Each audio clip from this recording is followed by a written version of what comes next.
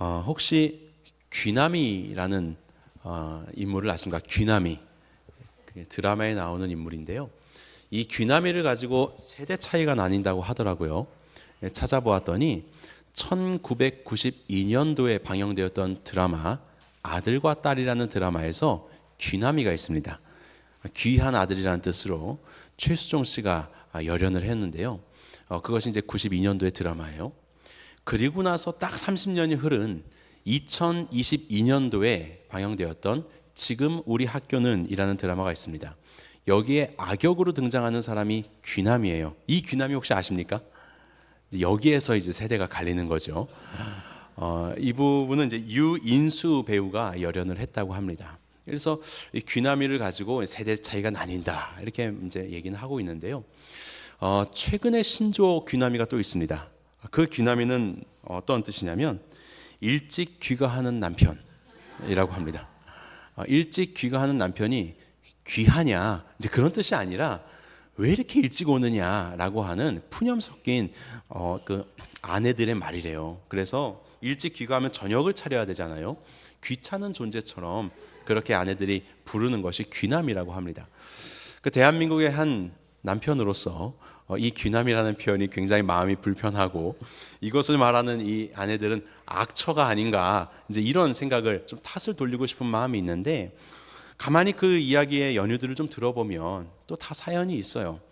남편들이 집에 일찍 들어와서 차려놓은 밥, 이 자녀들과 아내가 먹으려고 차려놓은 밥을 드시면 되는데 꼭 입맛에 안 맞는다고 다른 것들을 차려내야 하는 것입니다. 안 그래도 물가가 비싼데 남편들을 위한 음식을 또다시 만들어야 되니까 이에 대한 이제 아내들의 고충이 담겨 있는 것이죠. 그래서 언뜻 보면 마음이 좀 상하다가도 가만히 들여다보면 다 잘못했네. 이제 이런 생각이 드는 거예요. 도대체 누구를 탓할 수 있는 것인가? 성경을 보면요. 오늘 본문에 크게 이제 세 등장인물이 나옵니다. 하나가 야곱이고 하나는 그의 자녀들, 형들이고 그리고 하나는 요셉입니다. 야곱과 형들과 요셉 어느 누가 잘한다 잘못한다라고 우리가 판단하기 이전에 가만히 그들이 행했었던 것을 보면 다 그렇고 그런 다 잘못하면서 그냥 저마다 살아가고 있는 그런 인간의 모습이구나라는 것을 우리가 발견하게 돼요.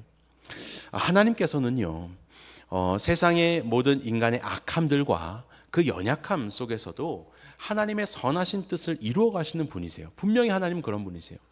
그런데 하나님께서는요 이런 말씀 디모데후서에서 말씀하셨거든요.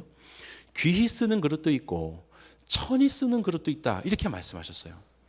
하나님은 제 아무리 악인이라도 그를 통하여서 하나님의 뜻을 이루어 가세요. 하지만 그것은 천히 쓰는 거예요.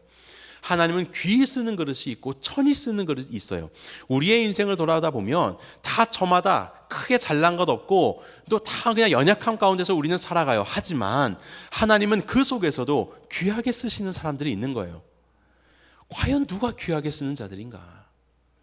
오늘 본문 말씀을 통해서 다 비슷한 인간들인 무리들 이런 속에서 하나님이 귀하게 쓰는 사람의 모습을 살펴보려고 합니다. 그리고 결론부터 말씀드리면 하나님은 그 연약한 질그릇 같은 바로 그런 인생 가운데 하나님의 말씀을 간직한 자를 귀하게 쓰신다. 하나님의 말씀을 간직하고 있는 자를 통하여 하나님은 선하신 뜻을 이루어 가신다. 우리가 이것을 먼저 결론으로 내세우고 같이 시작을 하려고 합니다. 자, 본문의 마지막 절을 보면요. 그의 형들은 시기하되 그의 아버지는 그 말을 간직해 두었더라. 간직하다라는 말이 있지요. 여기서 간직하다라는 말은 소메르라는 말인데 지키다 그리고 보호하다라는 말이에요. 이 말을 하나님의 뜻을 지키는 거예요. 그리고 이것이 빼앗기지 않도록 훼손되지 않도록 보호하는 거예요. 그것이 바로 간직하다라는 말입니다. 자, 그럼 여기서 이 아버지 야곱이 간직한다고 했던 이게 뭐냐? 이것은 바로 요셉에게 주셨던 꿈입니다. 요셉에게 하나님이 꿈 주셨거든요. 첫 번째 꿈은 요셉의 형들의 볏집단들이 요셉의 단에게 절을 하는 꿈이었어요. 두 번째 꿈은 해와 달과 11개의 별들이 요셉의 별에게 절하는 거였어요. 이 두 가지 꿈을 하나님께서 주셨고 요셉은 이 꿈을 받자 너무나도 기뻐서 형들에게도 말하고 그리고 두 번째 꿈에는 아버지가 등장하니까 이제 아버지에게도 이야기를 했습니다. 왜 그랬을까요? 자기가 높임 받는 것 같아서 기분이 좋아서요? 아마 그럴 수도 있을지도 몰라요. 그런데 이 꿈이라는 것은 특별히 고대 시대에는 사람 개인의 욕망의 표출이기도 했지만 하나님께서 주시는 하나님의 계시의 한 수단이기도 했습니다. 아마도 요셉은 알고 있었을 거예요. 내 아버지 야곱이 가나안 땅을 떠나서 외삼촌 집으로 갈 때에 정말로 외롭고 힘겹고 고독한 여정 속에서 돌베개에 베고 잘 때 하나님께서 그의 꿈과 환상을 통하여서 땅에서부터 하늘까지 이르는 사닥다리를 보여주시고 천사들이 오르락내리락 하는 것을 보여주셨어요. 아마 이 꿈의 이야기를 요셉은 알고 있었을 겁니다. 그리고 지금 이 시기에는 이삭이 살아있었거든요. 이삭을 통해서도 들었을걸요.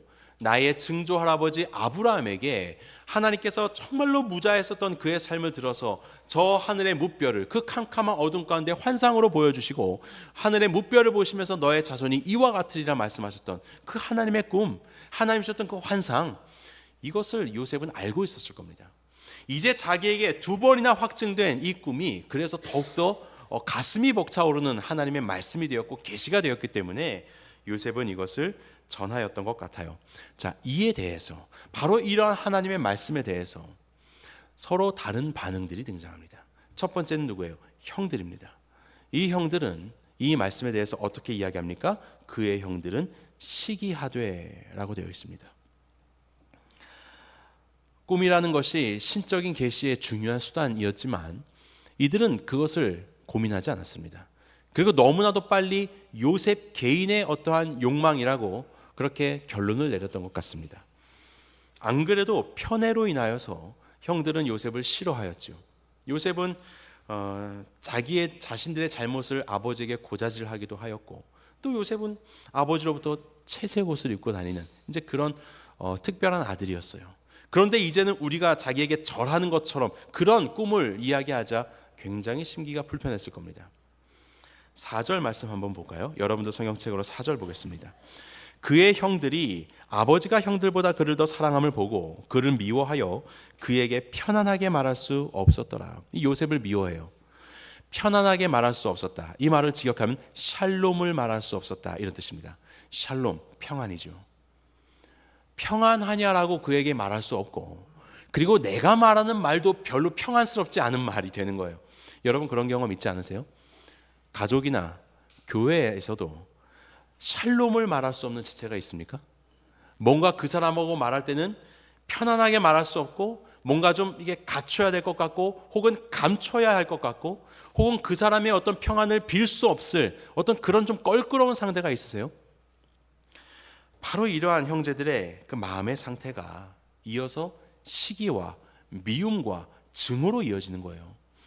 혹여나 여러분들 안에 샬롬을 말할 수 없는 관계가 있다면 속히 그것을 회개하시고 하나님 앞에 해결하시며 샬롬을 회복하시기 바랍니다. 왜냐하면 그 상대방을 향한 시기와 혹은 질투와 혹은 미움과 증오는 하나님이 여러분들에게 하시는 말씀을 간직할 수 없게 만들기 때문에 그렇습니다. 하나님의 말씀을 들을 귀를 닫아버리기 때문에 그래요. 형들이 그랬어요. 하나님은 말씀하셨지만 형들은 그 안에 미움이 가득 차 있기 때문에 하나님의 말씀을 간직할 수가 없었습니다. 심지어는요, 형들이 양을 치고 있을 때 지금 야곱과 요셉은 헤브론에 있고 형들은 양을 치기 위해서 세겜으로 갔습니다. 건기가 되면 이곳의 풀들이 다 말라버리기 때문에 어쩔 수 없이 양들을 끌고 저 멀리 있는 세겜까지 가야 돼요. 80km에서 100km가 되는 먼 거리입니다. 형들이 여기서 이제 양을 치고 있자 야곱이 요셉을 보내죠. 세겜까지 가라고. 얼마나 이게 쉽지 않은 여정이에요. 80km에서 100km를 걸어간다고 생각해 보십시오. 오늘날의 이 장정으로 뭐 하루 종일 걸을 수는 없으니까 며칠 걸리는 일이에요. 그런데 세겜까지 갔더니 형들이 없는 겁니다. 벌써 또 이동을 했어요. 풀을 찾아서 도단으로 갔다고 하는 거예요. 약 20에서 30km 떨어져 있습니다. 도단까지 또 이 요셉이 형들의 안부를 묻기 위해서 갔습니다. 형들을 만나겠죠? 어떻게 했을까요? 형, 잘 있었어요? 이 먼 길을 정말 양친다고 고생이 많았어. 우리 아버지가 형들 잘 있냐고 잘 있냐고 보라고 해서 내가 여기 왔어. 형들 잘 있네, 형들 잘 있네 이러면서 이제 그 아버지의 소식도 전하고 그러려고 지금 요셉이 왔잖아요. 그런데 형들이 무엇이라고 이야기합니까? 자, 본문에 여러분들 성경에 본문의 18절 보도록 하겠습니다. 요셉이 그들에게 가까이 오기 전에 그들이 요셉을 멀리서 보고 죽이기를 꾀하여 서로 이르되 꿈꾸는 자가 오는도다. 자, 그 동생이 오자 가족의 따뜻함, 가족의 안부를 물으려고 이 먼 길까지 홀로 찾아온 요셉. 아유, 안전하게나 왔을까?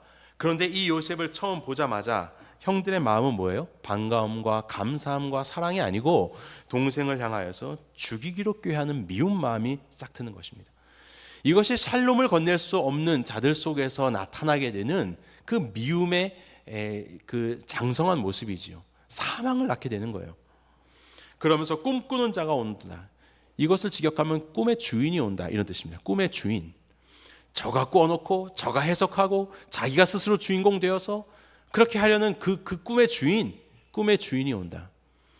그런데 이것을 뒤집어 보면요, 하나님이 주시는 말씀을 그를 향한 시기와 미움의 마음으로 인하여서 그 말씀을 받을 수가 없고 듣지를 못하고 간직하지를 못하고 하나님이 주신 그 말씀을 너무나도 속히 사람의 욕망으로 속단해 버려서 하나님이 주신 그 말씀과 이 형제들과 이스라엘의 그 역사 가운데 주신 그 귀한 말씀을 그저 인간의 욕망 덩어리로 그리고 미워하고 시기해버리는 그런 꺼리들로 전락시켜버린 자기들이 꿈의 주인 아닙니까? 하나님이 주신 말씀에 대해서 자기 나름대로 자기들 마음대로 재단해버리는 그런 주인 노릇하고 있는 것이 자기들 아닙니까? 그래서 하나님이 주신 말씀임에도 불구하고 그 말씀을 무시해버렸습니다.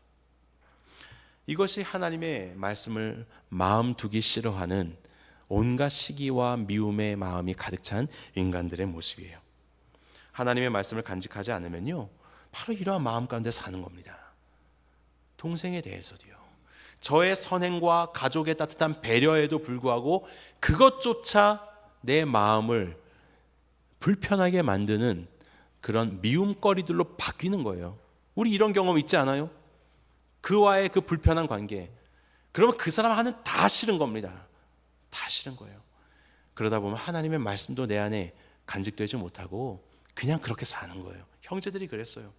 그냥 그렇게 살았어요. 그러다가 그들의 지식과 그들의 경험으로 어찌할 수 없는 기근이라는 일들이, 죽음이라는 요소들이 찾아오게 되자 아무것도 하지 못하는 그런 무기력한 존재, 그것이 드러나게 된 것이죠. 자, 두 번째로 우리는 야곱의 모습을 봅니다. 야곱은요, 그의 아버지는 그 말을 간직해 두었더라. 참 이 야곱도 면면을 보면 참 부족하죠. 뭐 요셉에게만 채색옷 입히고 요셉을 편애하고, 여기에 말씀을 보면요, 2절에 보면 빌하와 실바의 아들들과 더불어 함께 있었더니 요셉이 그들의 잘못을 아버지께 고자질했어요.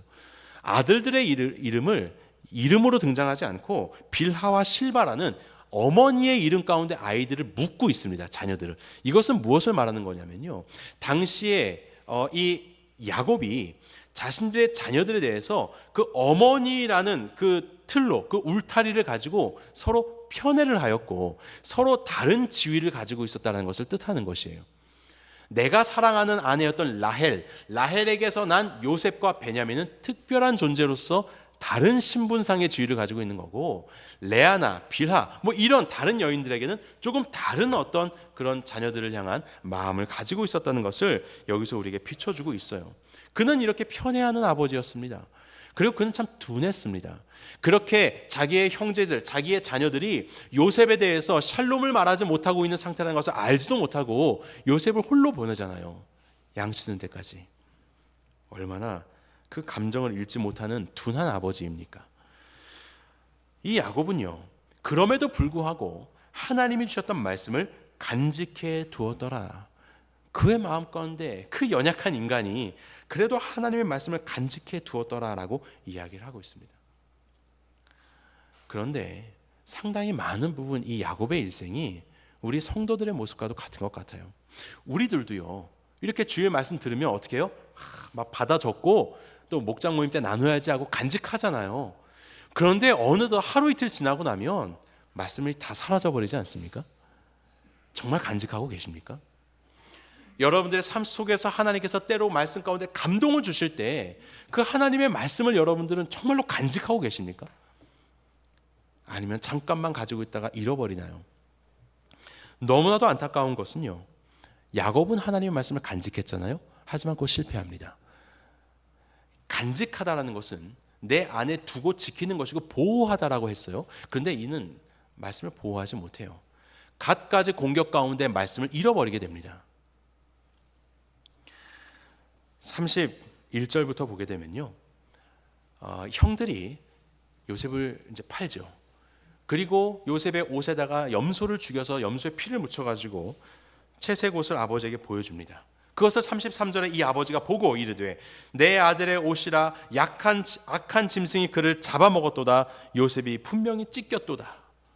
요셉의 죽음, 실제로 요셉의 죽은 것을 보지 못했지만 요셉의 피라고 생각하고 그것을 슬퍼하고 있습니다. 그리고 나서 35절에 보면 모든 자녀가 위로하지만 위로를 받지 않습니다. 그리고 내가 슬퍼하며 스올로 내려가 아들에게로 가리라. 내가 지옥에라도 가리라 라고 하면서 너무나도 슬퍼하고 있는 야곱의 모습을 보게 돼요. 그는 옛날에 형으로부터 장자권을 얻으려고 염소를 죽여서 자기 살갗 위에다가 너무 밋밋하니까 염소의 살을 씌워가지고 눈이 어두운 아버지를 속이죠. 이게 도대체 사람의 살이냐 염소의 살이냐 알지 못하게. 이제는 자기가 당하고 있는 거예요. 똑같이 염소의 피인지 사랑하는 아들의 피인지도 구별을 못하고 이렇게 슬픔 가운데 있는 것입니다. 그의 마음에 하나님이 주신 그 약속과 말씀을 지키지 못하고 눈앞에 보이는 현실 속에서요, 사실 당장 보니까 이 말씀은 말이 안 되는 말씀이었어요. 그래서 우리 10절 말씀을 보면 요셉을 꾸짖잖아요. 뭐야, 해와 달이 절을 해? 해는 나고 달은 엄마인데 엄마는 라헬이에요. 라헬은 이미 죽었어요. 이건 개꿈이구나. 그럼 벌써부터 먼저 꾸짖었죠. 그러다가 아닐지도 몰라 라고 해서 간직을 하는데, 하나님의 말씀을 간직하기에는 이미 이것은 아닌 것 같은데 라고 해서 이게 떨어져 나간 겁니다. 간직하지 못하는 거예요. 그리고 나서 아이가 죽은 것 같아요. 이제 이 말씀이 이루어질 확률이 없는 거죠. 이미 다 잃어버리는 거예요. 그렇게 이 말씀을 간직하지 못하고 잃어버린 것, 이것이 야곱이었어요. 우리의 삶에서 하나님의 말씀을 간직하지 못하고 세상의 여러 환경들과 상황 속에서 도대체 이 말씀이 이루어질까? 이렇게 생각하는 마음들이요, 보호하지 못하고 다 빼앗기는 겁니다. 그리고 야곱은 나중에 바로 왕 앞에 섰을 때 자신의 인생을 이렇게 이야기하죠. 야곱이 바로에게 아뢰되 내 나그네 길의 세월이 130년이니라. 내 나이가 얼마 못 되니 우리 조상의 나그네 길에 연조에 미치지 못하나 험악한 세월을 보내었나이다. 너무나도 안타깝지 않습니까? 야곱의 인생을 뒤로 돌아서 생각해 보면 험악한 세월이었다. 지난주에 우리가 야복강의 이야기를 나눴습니다. 야곱이 그렇게 자기의 욕심 가운데서 살아가다가 자기의 지식과 자기의 그 두 다리로 살아가다가 결국 야복강에서 허벅다리의 관절이 어긋나기 시작하면서 절뚝거리는 인생이 되었지만 그야말로 하나님 앞에 무릎 꿇는 인생이 되고 무릎 꿇는 바라카의 무릎 꿇음으로 인하여서 바라카 복을 얻게 되는 그 이야기를 나누었죠. 이제서야 정말로 하나님 앞에 무릎 꿇고 그 약속을 받는 야곱의 삶의 새로운 시작과 절정을 나누었습니다. 이때의 야곱의 나이가 96세입니다. 야복강에서 새벽이 날이 새도록 씨름했던 야곱은 결코 힘 있는 건장한 그런 자기 힘으로 씨름한 건 아니에요. 제가 나누었지만 주님이 붙잡고 계셨던 거죠. 96세의 할아버지가 그제서야 이제 두 다리를 주님 앞에 무릎 꿇고 하나님이 주시는 친정한 그 하나님이 인도하시는 삶을 시작하는, 그것이 96세였어요. 그리고 나서 이제 요셉을 잃어버리죠. 이것이 108세입니다. 그리고 나서 요셉을 만나서 재회할 때가 130세거든요. 130까지의 세월을 한번 보십시오. 96세까지 자기 힘으로 살다가 3분의 2를 이제는 하나님 앞에 두 무릎 꿇는 삶으로, 진정한 바라카의 삶으로 결단한 것이 나머지 3분의 1의 인생인데, 이 인생이 자식 요셉을 잃어버려서 슬피 울며 살아가는, 위로받기조차 거절하는 그런 인생이 되어버렸어요. 그리고 130세에 자신의 삶을 돌아보니 험악한 세월이었습니다. 얼마나 가슴 아픕니까? 하나님이 이스라엘로 불러주신 이 거룩한 성도의 삶이 만약에 하나님의 말씀을 내 마음속에 간직하며 살았다면요, 하나님이 이 말씀을 주셨으니 분명히 요셉은 살아있을 거야. 왜냐하면 요셉 죽은 거 아무도 안 봤잖아. 요셉은 살아있을 거야. 하나님은 이뤄내실 거야. 바로 그 소망 가지고 살았지 않았을까요? 비록 내 눈앞에 보이기에는 전혀 가능성이 없어도 하나님의 말씀을 붙잡고 살아가는 삶이요, 이것이 아브라함의 삶이지 않았습니까? 아브라함은 전혀 가능성이 없지만, 물론 마음의 어려움도 있었겠지요. 하지만 하나님께서 하늘의 무뼈를 보게 하시고 약속하셨지요. 그런데 기껏 자식을 낳았는데 그 이삭도 나중에 빨리 결혼하고 자식 낳은 거 아니라고 말씀드렸죠. 이삭은 60세에 자식을 낳았어요. 그것도 둘밖에 안 낳았어요. 오늘날 기준에서야 다둥이지만 그 시대에 둘 가지고 뭘 어떻게 하겠습니까? 그리고 눈을 감은 게 아브라함이에요. 자기가 죽는 순간까지 이르러 눈앞에 보였을 때 하나님의 약속은 전혀 이뤄낼 기미가 보이지 않고 다른 이들과 비교하면 너무나도 약소했어요. 하지만 그의 믿음은 사그라지지 않았습니다.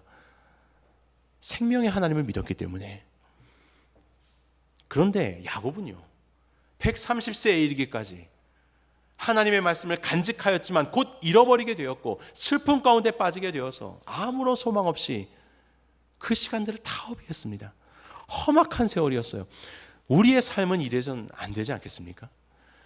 하나님의 말씀을 듣지만 곧 잊어버리고 세상에 있는 현상들 속에서 지키지 못하고 다 잃어버리고 그저 이리저리 흘러가며 살다가 고생했습니다.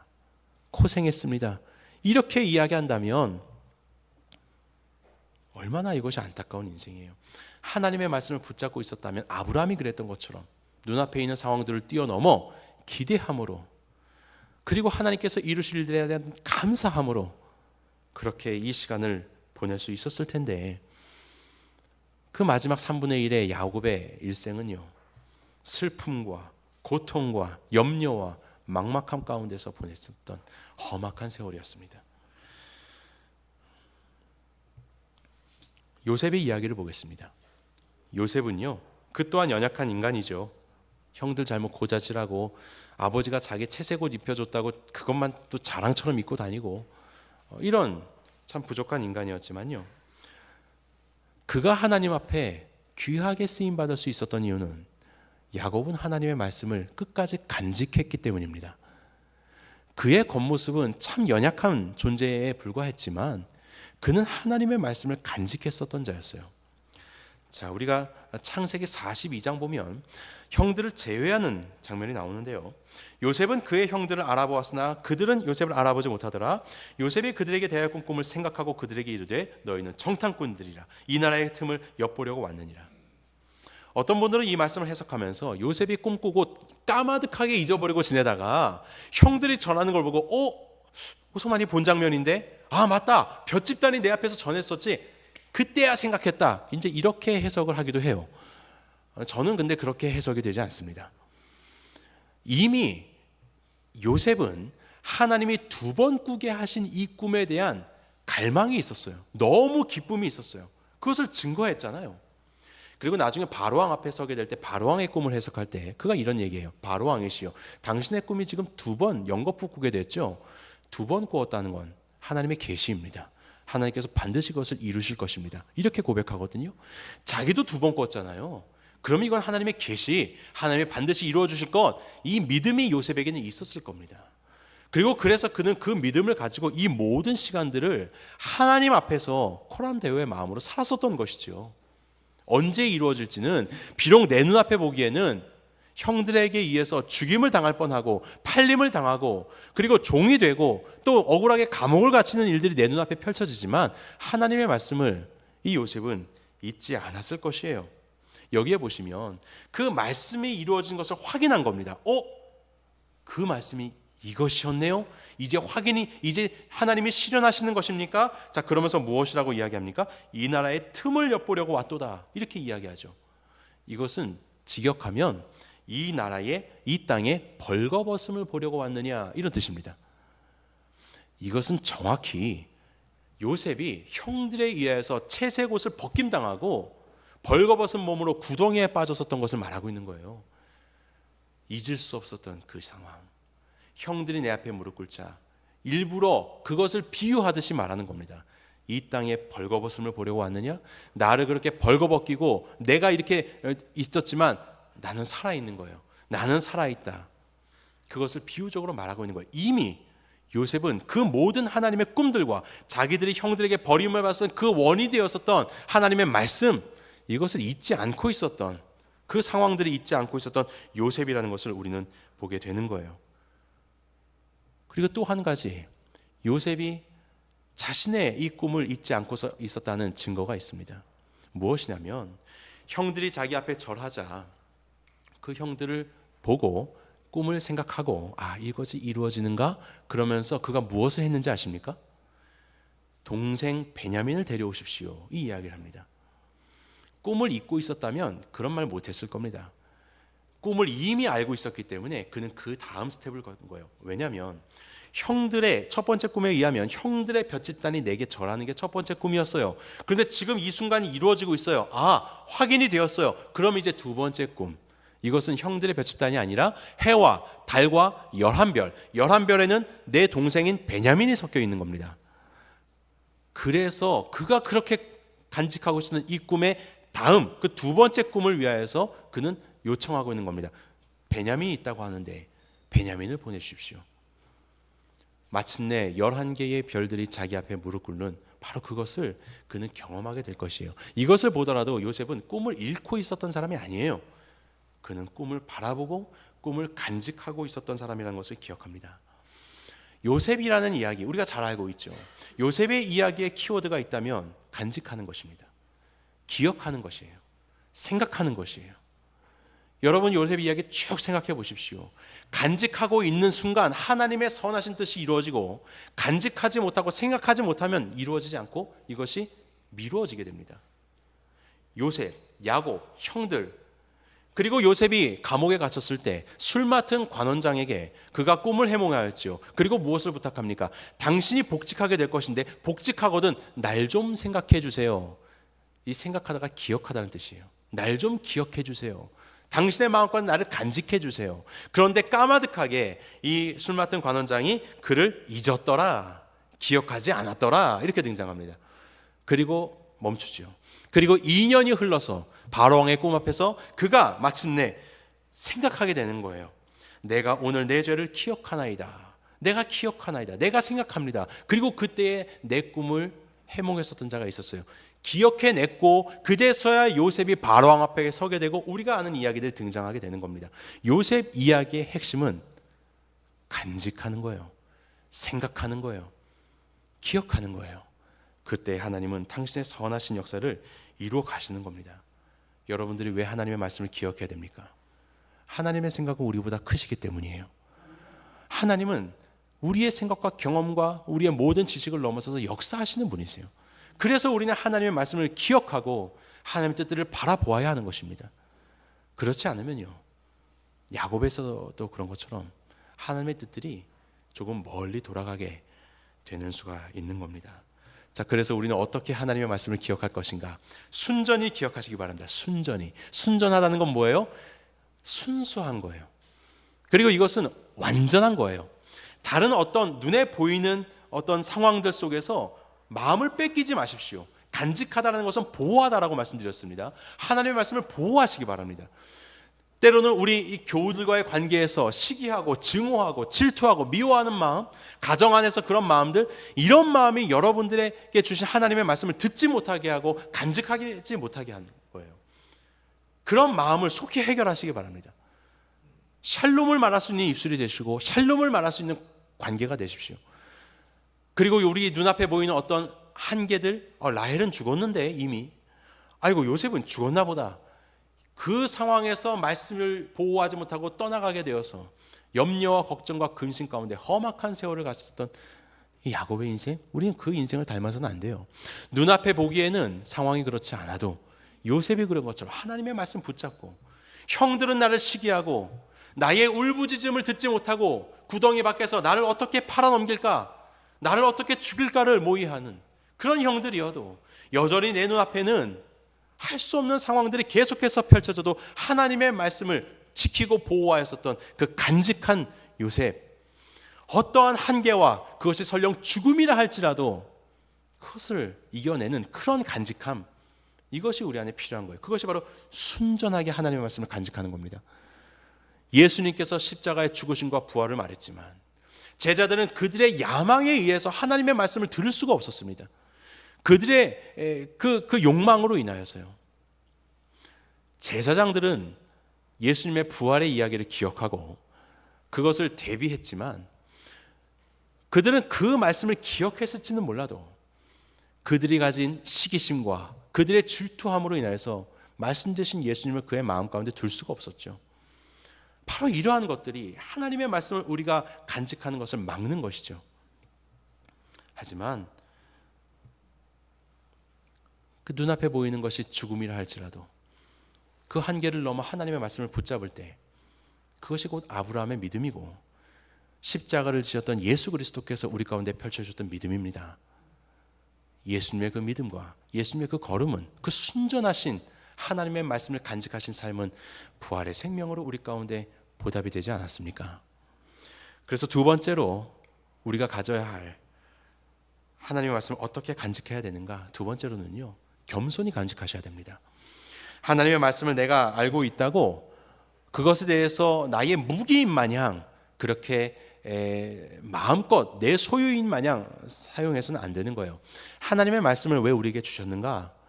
그것은 나를 통해서 하나님께서는 그 일을 이루어내실 것이고 그 가운데 순종한 나의 삶을 통해서 이루어내실 때 나의 입술로 하나님께서 영광받기 위해서, 그래서 하나님은 우리에게 주신 말씀들이거든요. 이 미가서 말씀은 올해 우리 가정에게 주신 말씀이에요. 우리 저기 밖에 보면 2023년 우리 가정에게 주신 말씀들을 각 가정들이 묵상하면서 기록해 놓으셨는데요. 이 말씀 보면 나의 대적이여 나로 말미암아 기뻐하지 말지어다. 나는 엎드러질지라도 일어날 것이요 어두운 데 앉을지라도 여호와께서 나의 빛이 되실 것이미로다. 저희 가정이 묵상하면서 한 해를 살아가고 있습니다. 이 말씀의 도구를 내가 간직하고 가지고 있다고 해서 교만하여서 봐라 하나님이 내 편이다, 내 대적들이여 내가 조금 힘든 것 같아도 기뻐하지 말아라 뭐 이러면서, 물론 그런 마음을 갖는 건 좋겠지만 혹 누군가와 조금이라도 부딪히는 상황이 있을 때 뭐야 하나님은 내 편인데 그럼 당신은 사탄 편인가? 내 편이 아니니까, 이러한 어떤 마치 자기가 이 모든 것들을 이뤄내는 주체인 것 마냥 생각하면서 하나님이 붙여주신 영혼들과 하나님이 만나 계시는 관계들 속에서 교만이 행한다면 그것은 결코 하나님의 방법이 아닙니다. 요셉도요, 자기의 첫 번째 꿈이 이루어지는 순간 그는 두 번째 꿈의 이루어짐을 조금씩 테스트했죠. 베냐민에 대해서 테스트를 하면서 하나님 이것입니까? 지금이 하나님의 뜻이 이루어지는 것입니까? 조심조심 이것을 확인하였고 결국 그것이 이루어지는 때 그는 어떻게 했습니까? 의기양양한 마음으로 교만하여서 형제들을 정죄했습니까? 그렇지 않습니다. 이 모든 일을 이루신 하나님께 영광을 올려드렸죠. 하나님이 행하셨습니다. 하나님이 주신 이 말씀을, 하나님이 주셨던 이 꿈을 자기를 정당화하고 자기의 무기로 삼아서 사람들을 공격하는 데 쓰지 않았어요. 하나님의 말씀들을 저와 여러분들이 간직할 때 겸손히 받으시기 바랍니다. 겸손히 받으셔야 해요. 그리고 하나님께서 이 뜻을 이루어 주실 것을 기대하고 하나님 앞에 순종함으로 쓰임 받으셔야 되는 것이죠. 바로 그렇게 우리가 하나님의 말씀을 간직하는 자가 될 때 하나님께서는 이러한 자들을 통해서 주시는 복이 있습니다. 베드로전서 말씀을 조금 길지만 보도록 하겠습니다. 자, 여기에 보시면 예수 그리스도의 아버지 하나님을 찬송하리로다 라고 하면서 예수 그리스도의 부활로 인하여서 우리에게 산 소망을 주셨다 라고 말씀하셨습니다. 예수님의 부활은 우리에게 산 소망을 주셨어요. 자, 그러면서 썩지 않고 더럽지 않고 쇠하여지지 않은 유업을 우리에게 허락하셨습니다. 곧 너희를 위하여 하늘에 간직하신 것이라. 하나님께서 저와 여러분들을 사랑하셔서 하나님이 간직하고 계신 것이 있대요. 그것은 바로 하늘의 유업이래요. 이것을 예수 그리스도의 부활을 통해서 우리에게 확증하셨어요. 그 나라에는 하나님이 여러분들에게 주시고자 하시는 선물이 있는 거예요. 하나님은 그것을 보호하고 계시고 그것을 간직하고 계세요. 자, 그러면서 6절 보면 그러므로 너희가 이제 여러 가지 시험으로 말미암아 근심하게 되지 않을 수 없으나 이 땅 살아가면서 어려운 일을 당하게 될 수 있어요. 하지만 오히려 크게 기뻐하는도다. 낙심하지 않아요. 왜요? 우리에게는 그 유업이 있고 그 유업을 하나님이 간직하고 계시고 그것을 부활하신 예수님이 우리에게 확증하셨으니 이 소망 뺏기지 않는 겁니다. 눈앞에 보기에는 이것이 너무나도 어렵고 현실적으로는 한계가 있는 것 같고 심지어는 나는 이제 끝난 것 같은데, 나는 이제 이게 끝인 것 같은데 라고 하는 종료의 상황이 된다 할지라도 하나님의 약속은 분명히 이루어 주실 것을 확신하기 때문에 어떤 어려움이 없을 수는 없지만 그 속에서도 기쁨을 가질 수 있다. 기쁨을 가질 수 있다. 바로 이것을 우리에게 말씀하신 것이에요. 그러면서 마지막 7절을 보면 너희 믿음의 확실함은 불로 연단하여도 없어질 금보다 더 귀하여 예수 그리스도께서 나타났을 때의 칭찬과 영광과 존귀를 얻게 하실 것이라.